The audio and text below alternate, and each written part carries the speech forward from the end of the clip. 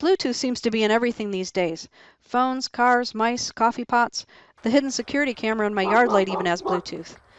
Learning to use this Bluetooth module with your Arduino will not only give you insight into how it works, but will also give you some really cool possibilities for your own IoT projects. In the previous Turbo Tinker, we learned how to program the Arduino. Follow the links in the description if you need more help. Connect your Arduino to the Bluetooth module, but only connect the power and ground for now. If you connect transmit or receive, you won't be able to upload your sketch. Open the Arduino software and create a new sketch.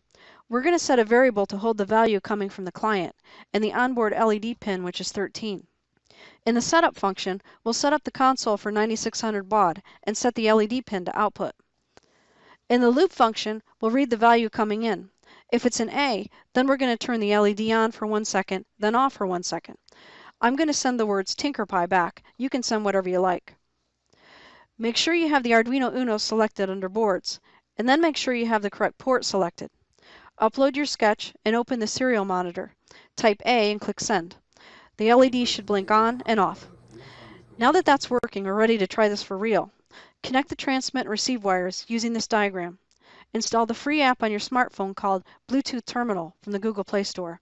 This won't work on your Apple device, unfortunately. Use the password 1234 when prompted. Type the letter A at the bottom of the screen and click Send. You should see your message returned from the Arduino. We're ready now to start incorporating Bluetooth into your Arduino projects.